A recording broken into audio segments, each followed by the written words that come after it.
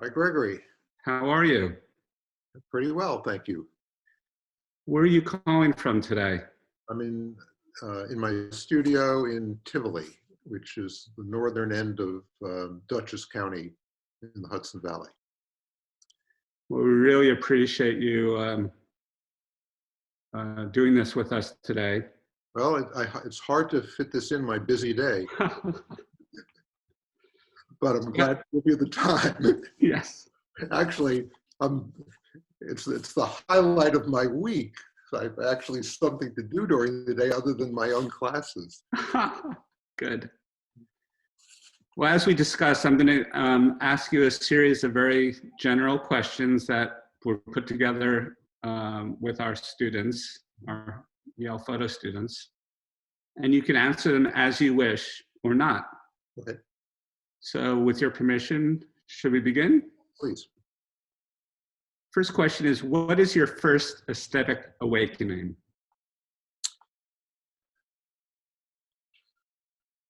Well, I guess I've reached the age where it's so far back in the mists of history that I'm not sure I remember. But what I do know is that from an early age, I would say by my early teens, I was just obsessed with art in every form. Mm. And so let me kind of describe what that involved. I had very little interest in school. And my last year in high school, I was, I guess, 16, 17. I dropped out when I met Andy Warhol and started going to the factory every day. But for several years before that, I was barely going to school. And when I think back on it, I don't know how I was able to pass classes and why the school allowed me to continue, because I just really wasn't showing up much. I had a number of interests. I was interested in classical music, and I should preface this by saying I grew up in Manhattan, which was, I'm saying that because it was a great resource. And so, for example, I developed an interest in pre-Baroque music, Renaissance music, and was able to go to an organization called Pro Musica Antiqua and meet the director of it, Noah Greenberg. And I was just this, 14-year-old kid. And I found a lot of people were very welcoming, that some young guy showed an interest in what they were doing. And so I'm going to mention a number of situations, and these people were all very welcoming. And one was this man, Noah Greenberg, who ran Pro Musica Antiqua.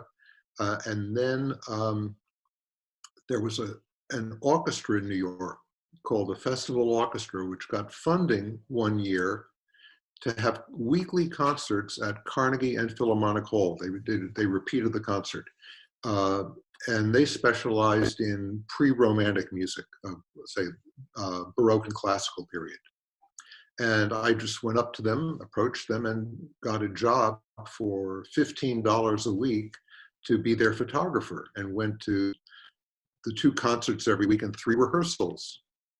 At the same time, I was interested in film, both Hollywood and independent. And again, just to put in years, this is when I was 14, 15, 16, that period.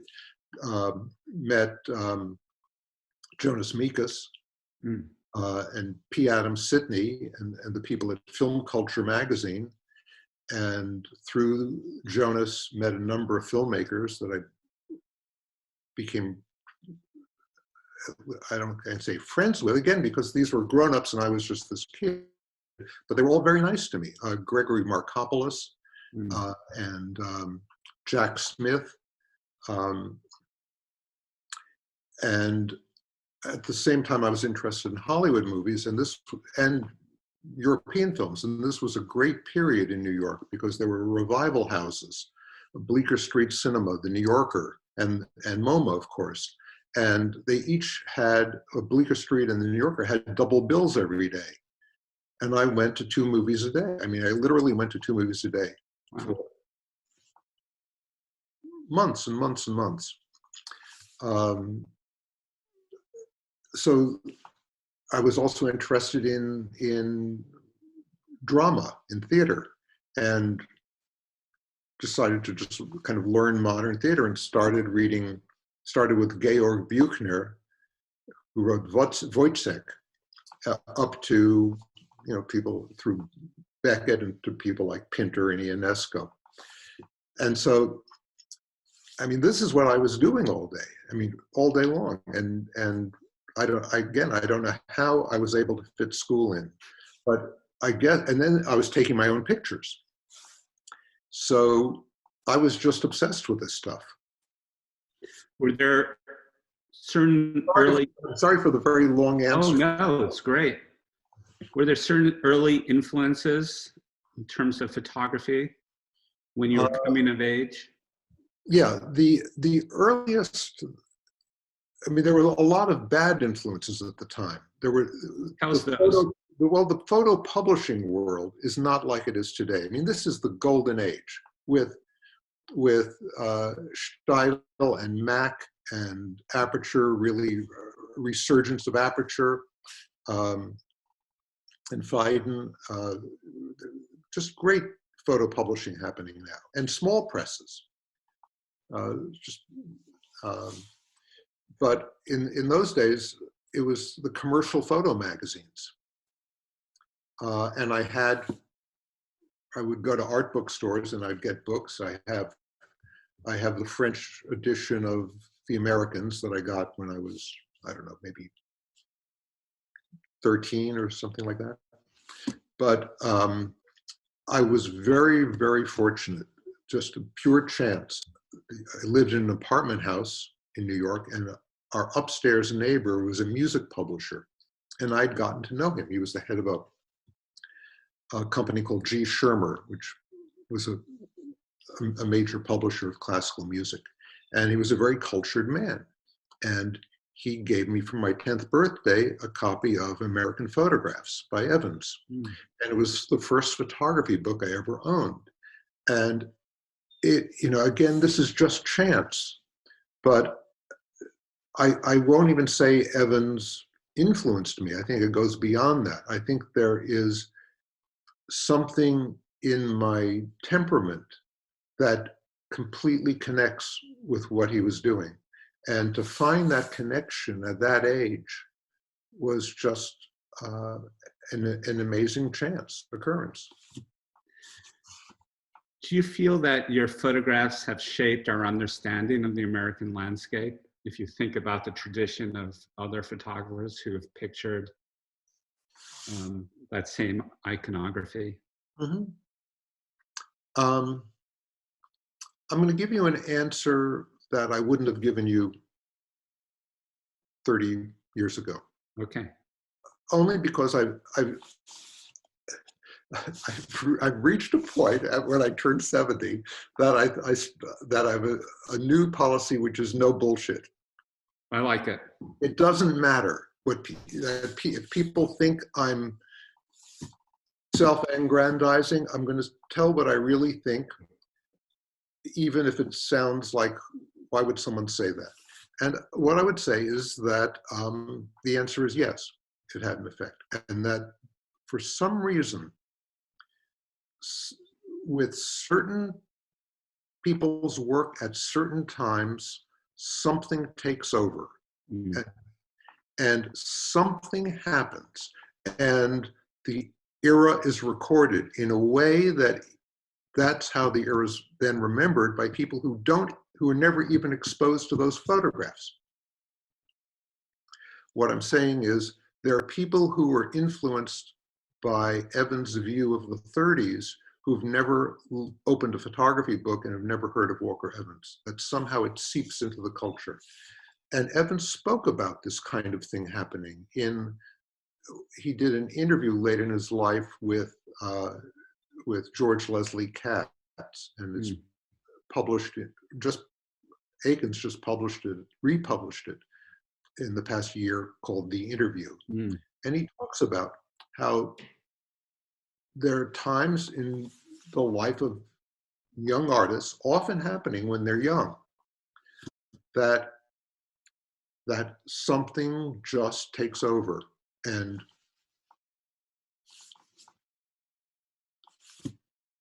he uses the word transcendent. Yes. Happens. I believe that. And the coming together of things almost outside of your control, right? Exactly. It feels almost outside one's control. It's not that I'm planning it or anything. It is a coming together of lots of different forces, of the culture, the upbringing, just, phases of the moon, who knows? Yes. But sometimes something happens. Do you feel, or do you think that your work is in any way autobiographical? There's generally yes, and specifically no. I don't try to make it autobiographical, but it always is an expression of my concerns. Yes. When I sequence books, with a few exceptions, like this new book that I did this fall with Aikens called Elements, which is sequenced in a very different kind of way. I often do it chronologically because I think there is a story there in the chronology. But yeah, to the extent that any artist's work is an expression of their concerns, it's autobiographical. And when it looks superficially autobiographical, let's say American Surfaces, when I'm photographing the meals I ate and the beds I slept in, I wasn't doing it for the kind of Facebook reasons that people photograph their meals. I was doing this as, I saw this as using the form of a diary, creating a series of serial imagery, packages of serial imagery that through variation give a portrait of the culture. More than here's literally what I ate today. Right. I don't think anyone would really care. Do they care now is the question on Instagram. We'll get to that. Okay. Do you believe in photographic truth or neutrality? Well, this is a question we could spend the entire session discussing. And this past year, I had a series of lectures at Bard called Photography and the Document. That was about this very thing, and get different people who have approached this in different ways. We had Alex Soth, Martha Rossler, Waleed Rod. In the spring, we were going to have Terrence Simon and Jill Perez, but then coronavirus happened, and so the thing was called off. I think there was a postmodernist idea that photography is fictive. Right. Well, the news is that this is not news. I remember using that very word 50 years ago with your predecessor at Yale, Todd. I mean, photographers sat around and talked about this. We understand that what you see in a picture is so much in the control of the photographer, even in a straight photograph. For example, I can pull my car over to the side of a highway and take a picture of a landscape that looks like a natural landscape untouched by man, and there's a marginal place to stand where I can move back 6 inches and you have a tiny bit of a guardrail in a picture, and it changes the meaning of the picture totally. It becomes a completely different picture. And I'm not altering what's in front of me, I'm altering what the camera's showing. But on the other hand, there's something about photography. And I can't say it in a more intellectually profound way than that, and not use this kind of vague language, but there's just something about photography where that question keeps coming up because it is about what's in front of the camera. Yes. And so those two pictures both have different truths. And I remember one other thing that was discussed, probably with Todd all those years ago, is that novels can be true. I don't have to believe that there ever was a Captain Ahab, to pick one of the more fanciful novels that makes no pretense really to realism, to understand that the novel is full of truth. Fantastic. What is your least favorite part of the artistic process? The least favorite?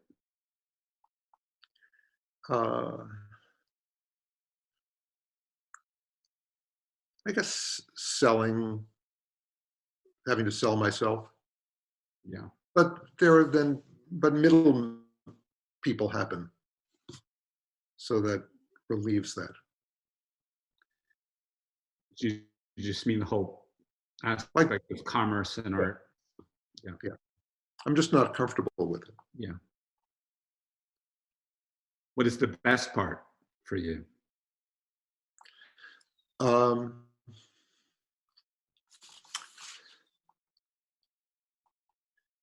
So I feel very fortunate that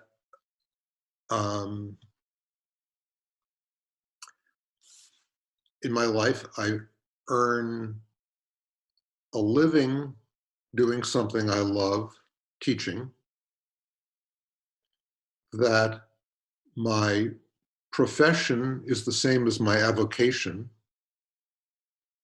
and that reasonably early in my life, I found the love of my life.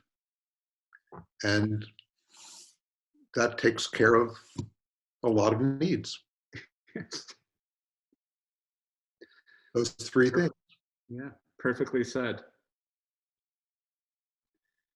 Is there a movie or artwork that changed your life? You've made reference to some pivotal things, but I mean, not a single one. Yeah. I mean, at the same time, I didn't go into art and photography, but at that same time that I was describing it was a very formative period for me, which is why I went into detail. But there was a photography gallery in New York called the Heliography Gallery. It was a cooperative. It was at 65th and Lexington on the 2nd floor, and a building that was torn down about 2 years ago. And the rent was $150 a month, and there were 15 members who put in $10 a month. And that didn't leave anything left over for keeping it open. So they would hire me in prints to come after school to keep the gallery open in the afternoon. And the photographers were a very interesting range. Jerry Yulesman, Carl Chirenza, Larry Clark. I remember when Larry arrived in New York, he was a friend of a member of the heliographers named Thomas Stone Zimmerman, who was a wonderful photographer who just kind of disappeared, but a really wonderful photographer. And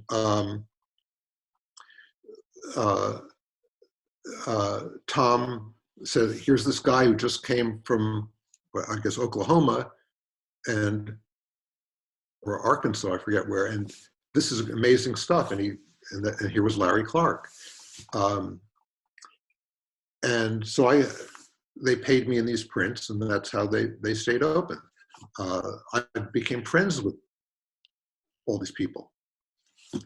And I was going to museums, the Frick, but really the Met.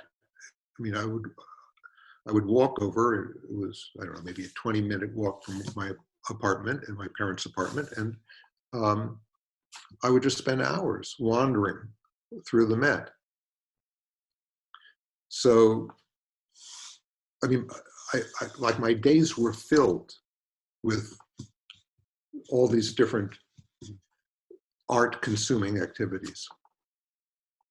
But there wasn't a single work that there have been. The other thing that just came to mind is when you ask that question, or what's your favorite?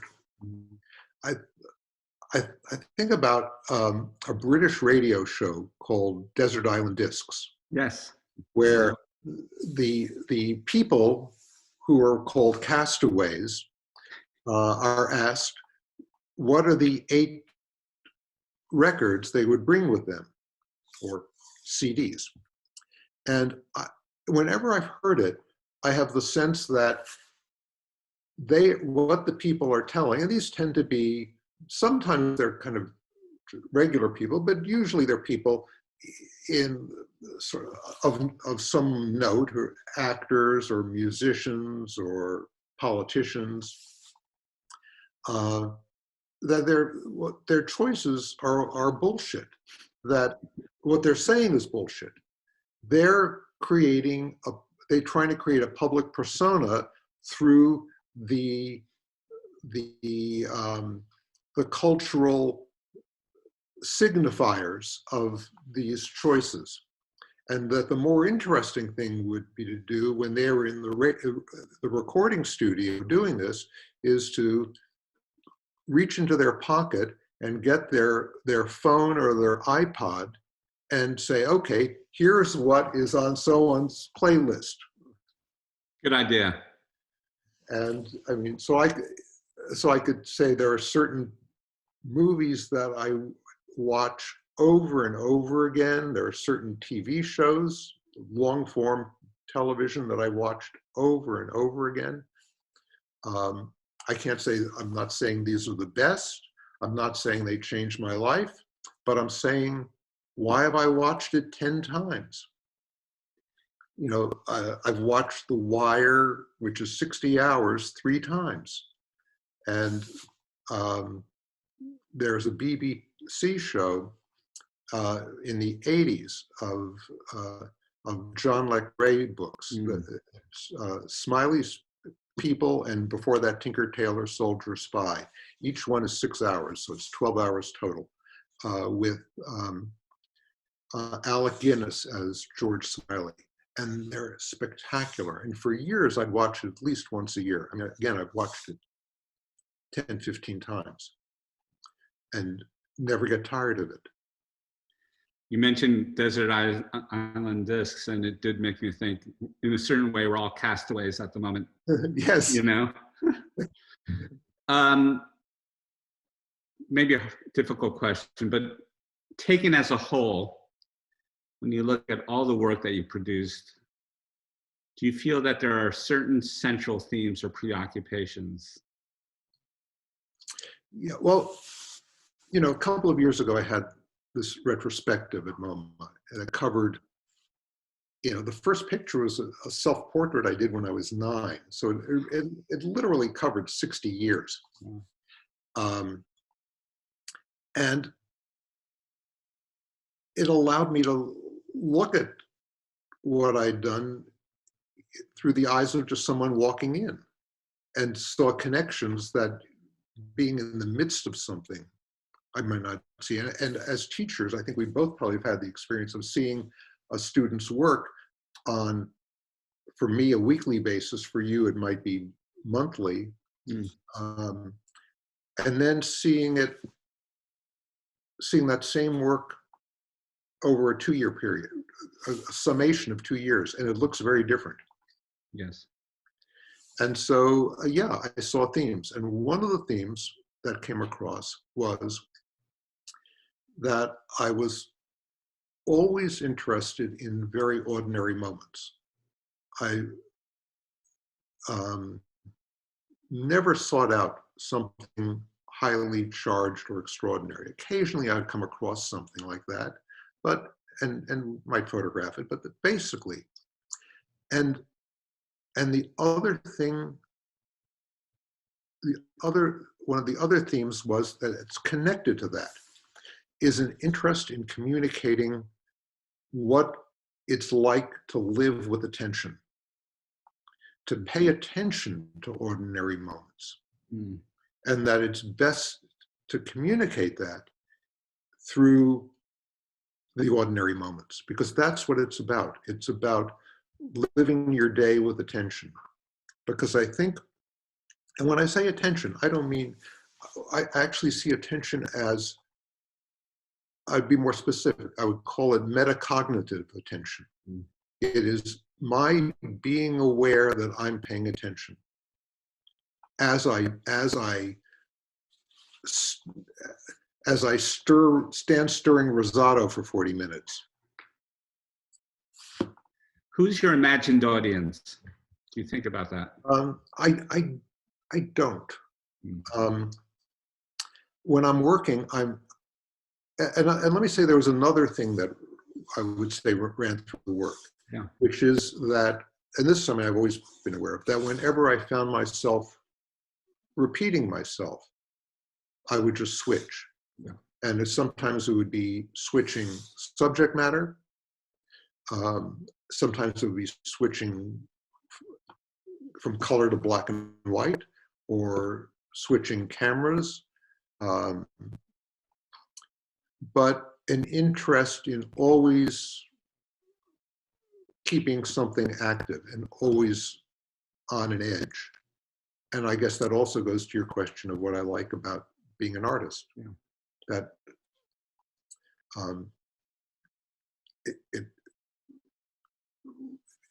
life is interesting. Do you think about your audience, who it might be? I don't. And so when I'm working, I'm in the midst of these questions. Yeah. And I'm just not thinking about the audience. Afterward, I do, but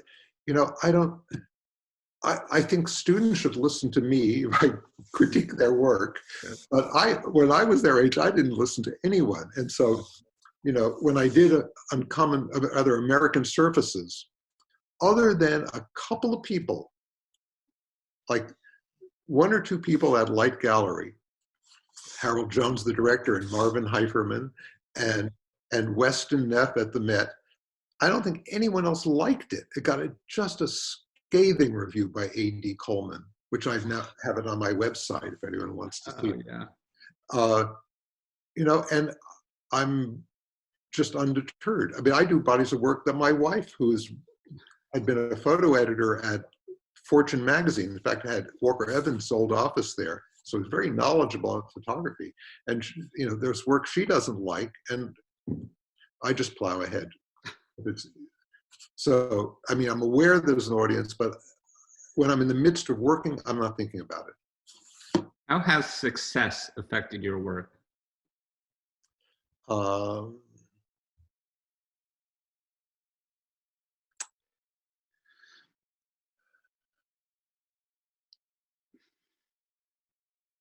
I've been doing it a while, and have started with a gallery in '72. Mm. And throughout most of the '70s, people's pictures sold for $100, $200. And no one made a living at it. And I think it's great that people can make a living at it now. It just gives another level of freedom. I think at the same time, there can be a downside to success. And I see this, I've seen a couple of students who have gotten a lot of recognition right after they left school, and then were afraid to move on. Yeah. that they felt tied to that work that got the recognition.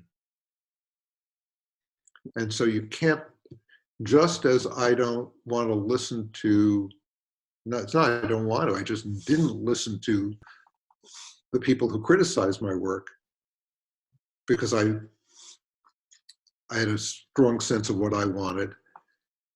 The other side of that coin is I wouldn't listen to the people who give accolades to the work, because there are times when you have to move on. What have you learned through failure? Um,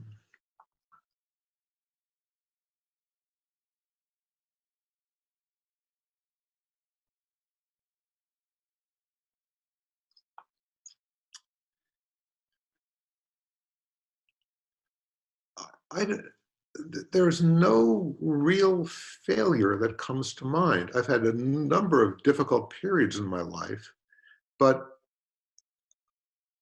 I feel like I don't regret anything.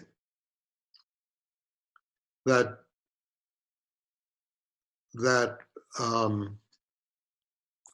people learn sometimes through friction.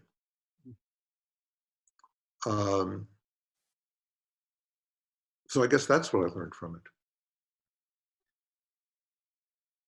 Do you have any thoughts about how the majority of us now experience photographs through screens on phones and on computers rather than physical prints? Well, they sure look great on retina displays. Yes.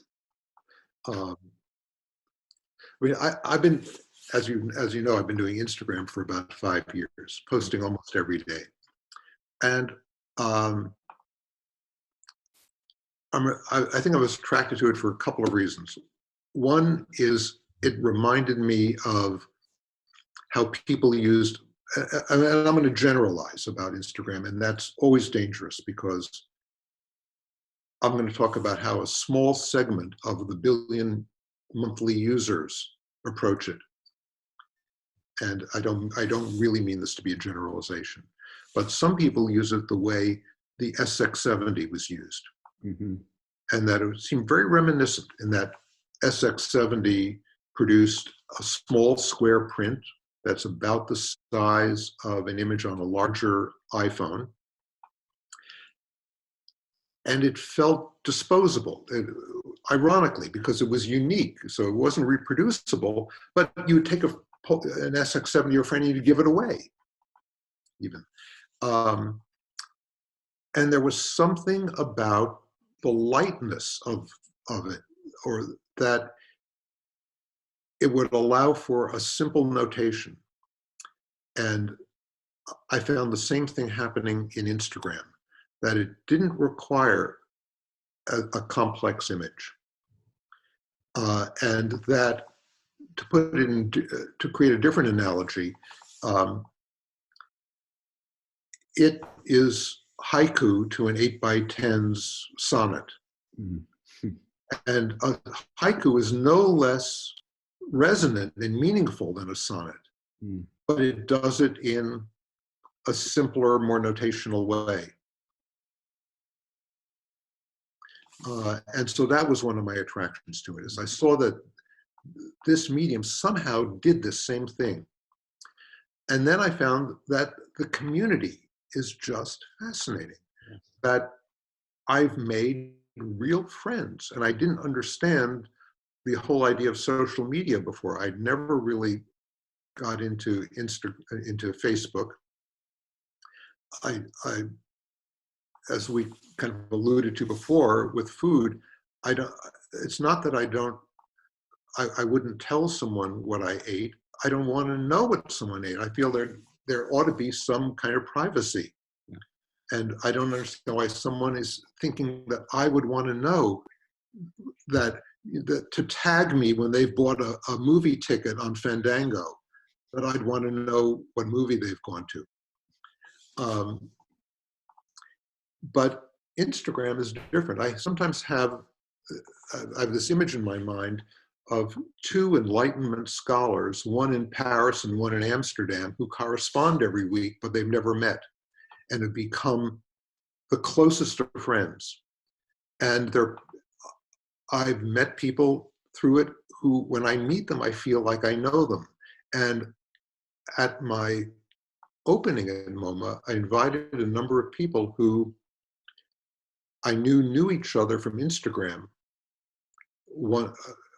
A couple from England, one from Geneva, one from Atlanta, who had never met, and got to introduce them and saw this look in their faces. They put a face to this person whose posts they've been looking at every day for a couple of years.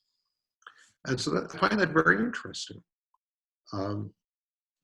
And there are people who, in this group that I follow, who there's one person in South Korea, and there's another person who's just a marvelous photographer in Iran, in a small city in Iran. And there's this kind of global community that I think is really interesting to be part of. What role does teaching play in your practice? I would say I'm as serious about teaching as I am about photographing, and have tried over the years to try to figure out how this process works.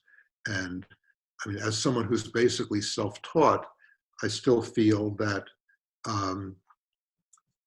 I can offer shortcuts to people. That to say that I'm self-taught isn't really true, because at a certain point in my life, I developed a relationship with Sharkowski, and every time I had a new group of pictures, I would take it to him. And so and sometimes he would say things that were very explicit, and sometimes he would just nod. And it was like I was learning by osmosis, by almost his body language. And so I felt that in a certain way, he thought of himself as guiding me, and that's the role I want to play. And I understand that I don't have a dogma about teaching. I don't have a program. That I've done it long enough to see that as our culture changes, as the temperament of the students change, what happens in the classroom has to change. And so it's always in flux. Speaking of classrooms, the last question is, what advice would you give the students in this moment of peril? From me.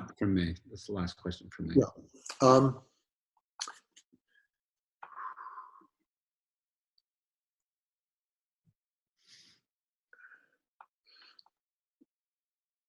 I guess I don't want to sound like a commencement speaker. And they always are supposed to be upbeat. And I think there are certain trends in our culture that are very worrying. But I don't think the coronavirus is one of them. It will pass. We've gone, people talk about it compared to the Spanish flu, which killed maybe 50 million people. In the 20th century, smallpox killed 350 million. We lived through the Great Depression, which happened in our country at the same time as the Dust Bowl, and a couple of world wars, and this will pass. And it may be a couple of years, but it will pass. I think the advice I would give, there's a Jewish concept, tikkun olam, which means repair the world. And I take it to mean that different people find themselves in different circumstances, different geographical circumstances, different societal circumstances, different educational circumstances, and maybe different inborn talents. And you don't have to go and try to change the world, but you do what is available to you. And if everyone were to do that, things would change. Well, thank you so much, Stephen. We very much appreciate it. Do we have a time for a few questions from the student body? Do you have time, Stephen? I have time. Anyone? Okay. Yeah, so we're going to open it up to School of Art students. So anyone who would like to ask Stephen a question, raise your hand digitally. Hi, thank you, Stephen, for being here. I'm very excited. So you referenced Beckett and Jack Smith as early influences. Well, this is just in the mix of all the things I was consuming. Yeah. I don't see any connection between my work and Jack Smith's. Okay, I was gonna ask if you saw like if you saw Uncommon Surfaces as a performance in a way, or the action of travel, or just more generally the role of photographer as also kind of performer in any way.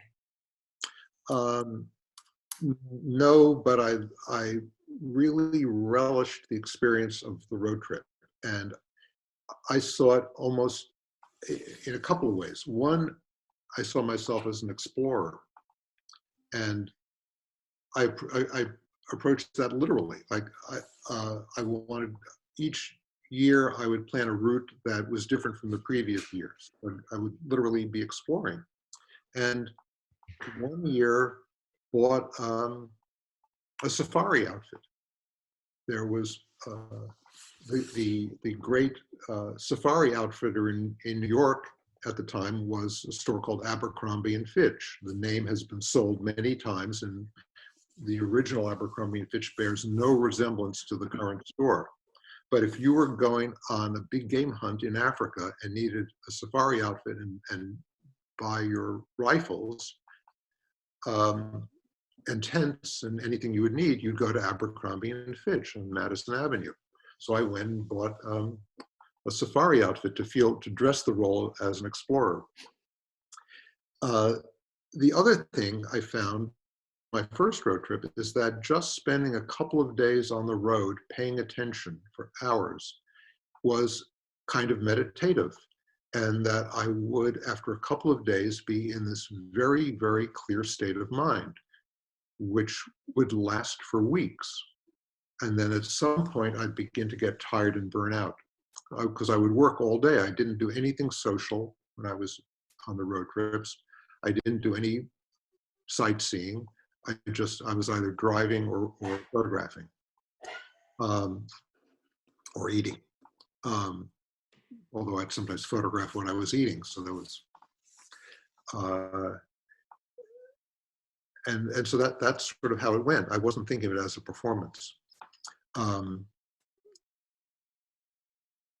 As I was saying that, I thought there was one trip in '73 where I kept a literal journal of how many miles I drove, what I ate in each meal, what I watched on television at night. Because I would, after a day's work, I would just watch just the most ordinary, mindless television shows to unwind. So I did keep this journal. So I guess I did, and I kept every piece of paper that came my way, postcards I collected, but also receipts for everything. A parking ticket, clippings from newspapers. So I'm not sure I saw it as a performance, but that comes pretty close to it, I guess. Anyone else? I think we have a question from Brandon. Brandon Taylor.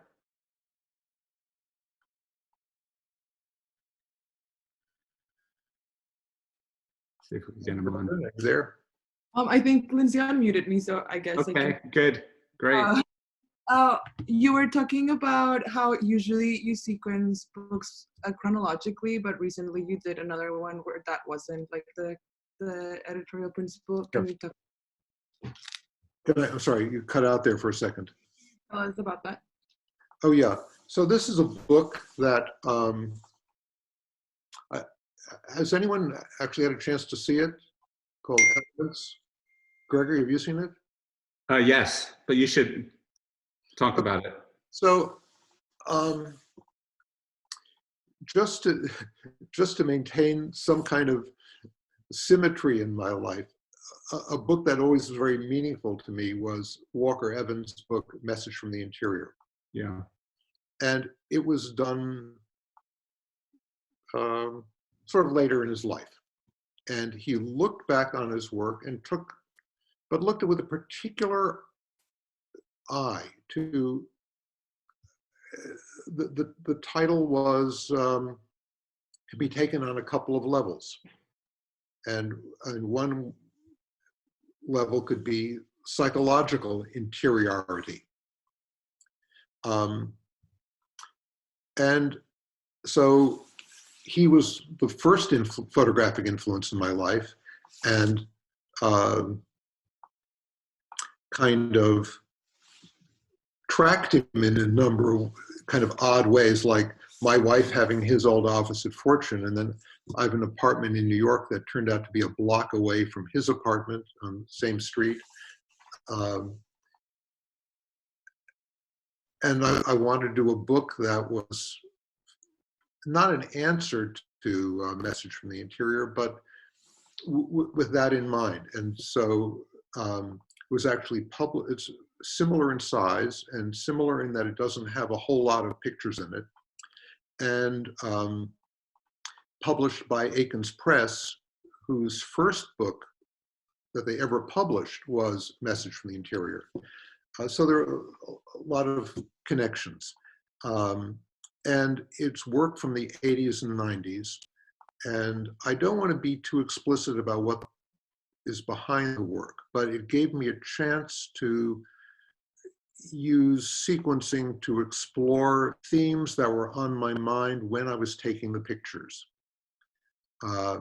Connections I saw between different bodies of work over those 2 decades. And they're landscapes, they're some completely unpeopled landscapes, some Hudson Valley landscapes that have the sign of some modernity in it. Pictures in Mexico of rural Mayan villages. A body of work I did in Italy in a town called Luzzara, and a series of archaeological pictures made in Israel and in Italy.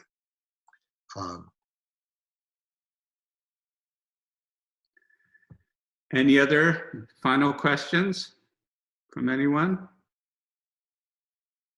Yes, sir. Oh, Brendan, hey man, how are you? Hey, Greg, how you doing, brother? Good to see you, man. Yeah. Hello, Mr. Shore. I'm unbelievably tickled to be actually talking to you right now. It's an amazing honor for me. My question is sort of in reference to what you said earlier about just backing up 6 inches, and it is specifically related to a photo that you that was on when you took over the New Yorker photo spread on Instagram. It was a photo of a green Volkswagen Bug, and I stared at that photo forever because the way that the cropping on the photo is, I would have 100% ruined that. I would have brought it in and made it cleaner. And a lot of your edges of your photos are populated, like there's another world like about to start on the edges of it. And I'm just wondering if that's like a conscious choice that you make, or just, you know, because of your vocation and how much you've traveled, and like you're just always kind of aware of more world out there. So I was just wondering how you do that, because I would ruin it. I mean, I think that's a great question. And do we have time for a long answer? Yes. Okay, so let me give you Please. I'm going to start with going to a lecture in the 70s given by Todd Papageorge, right after he had written a small book called Walker Evans and Robert Frank, an Essay on Influence. And he gave a talk based on this booklet he wrote. And one of the things that struck me as I was looking at Evans and Frank's work side by side, as he presented in the talk, had to do with the viewing systems of the camera and the way edges functioned in the picture. And Frank's, the edges were just sort of where the picture ended. And Evans were more where they began. It's like with an Evans, I understand that the sky continues beyond the frame or the road continues beyond the frame, but there's something about it where it's a self-contained little world.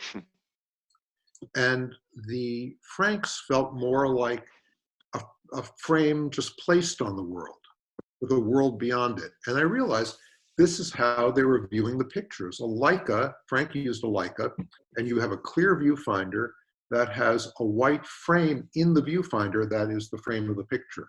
And so literally you're seeing beyond the frame. Where Evans used an 8x10, and you have you're looking at a ground glass which doesn't have a 32nd of an inch beyond the frame, and you put a dark cloth over you when you're making the final framing decisions, the final little framing nuances on the ground glass. And so literally you can't see anything outside the frame when you're making that decision.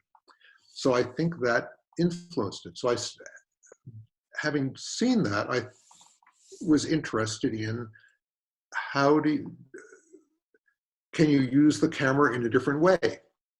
Once that you're aware that this is a camera's tendency, can you use it against its tendency? Which, of course, the answer is yes. And so I would often very consciously frame in a way that didn't look neat. Now I think there's a second answer to that, which is that also comes from using an 8x10. The 8x10 is the only camera that where you can't see the whole frame when you're making the final adjustments for the picture. And the final adjustments are using a rising front, say. So my arms are out to use the rising front. With a 4x5, the ground glass would be about here. And I can stand back enough so I can see the entire 4x5 frame. With an 8x10, if I'm adjusting the rising front, the ground glass is about here. I literally can't see the whole frame. A problem with that is I've seen work by photographers who haven't figured this out, how to handle it, where they make a decision that looks right on this particular part of the frame, like the space between my hand and the top of the frame you're seeing now. That looks right, okay? I like that space. But you're forgetting what that decision does to the rest of the picture because you literally can't see what that decision does to the rest of the picture.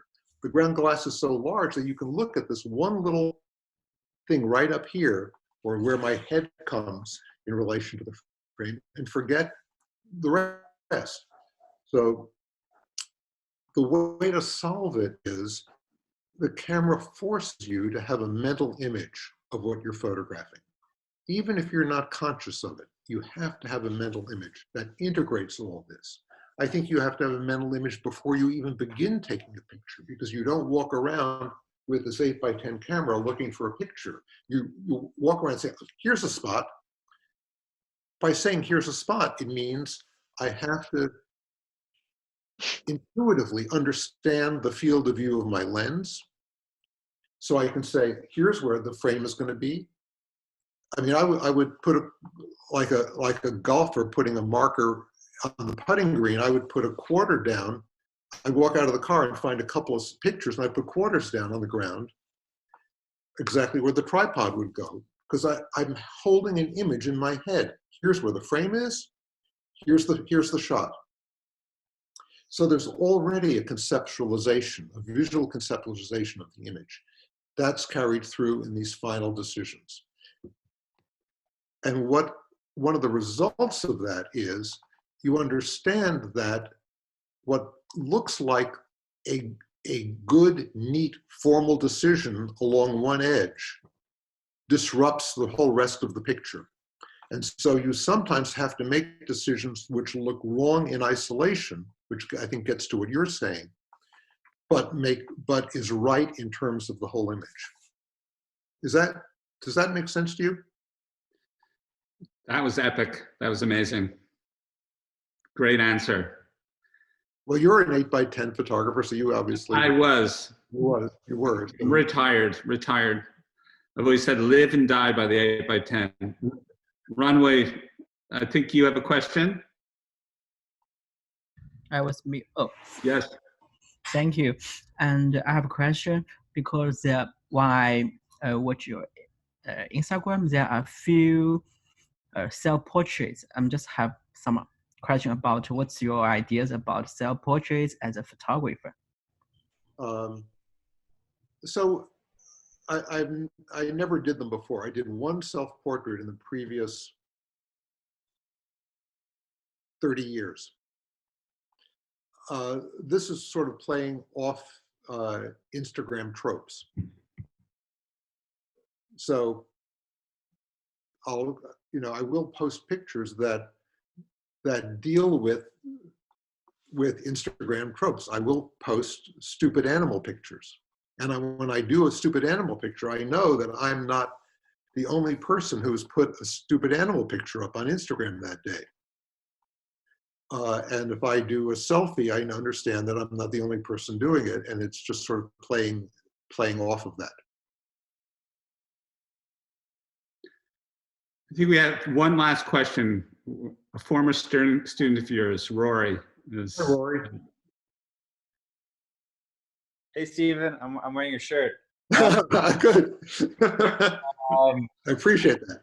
Oh, thank you. Well, I appreciate you. And I just want to ask, sorry, maybe it's a little bit silly question, but so much of your work is about your own temporality, whatever device you're using. So I'm curious. I've always wondered if you could bring your camera anywhere, time or place, what would you want to have seen yourself and captured?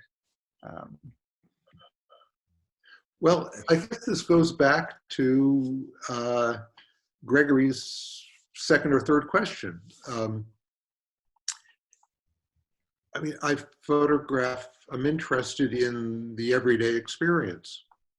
And so I've traveled some places to take certain pictures. There was a period when I became very interested in archaeology, and and almost the metaphor of an archaeological photograph. And so to do that, I had to go get on digs. I did a project in Ukraine, which is work that means an awful lot to me. But basically, my pictures are where I am, and I have my phone, and I don't, at the moment, don't feel any desire to be anywhere other than where I am, except maybe Montana. But that will be where I am in, I would hope, a couple of months. Okay. but not for photography purposes, just for living purposes. Well, Stephen, thank you so much for an extraordinary, meaningful, and enlightening time with us. We really appreciate it. And as you can see, there are 500 students out there who I want to ask them all to say thank you. And we also appreciate all the interest coming from different areas of the world now. So it's really a fantastic thing. Thank you, Stephen, so much. Thank you, Stephen. Thank you. Thank you, Stephen. Thank you. Thank you so much. Thank you so much. Thank you. Thank you, Stephen. Happy Passover. Thank you. Passover, Stephen. Thank you. Thank you, Stephen. Thank you. Bye-bye, everyone. Wonderful.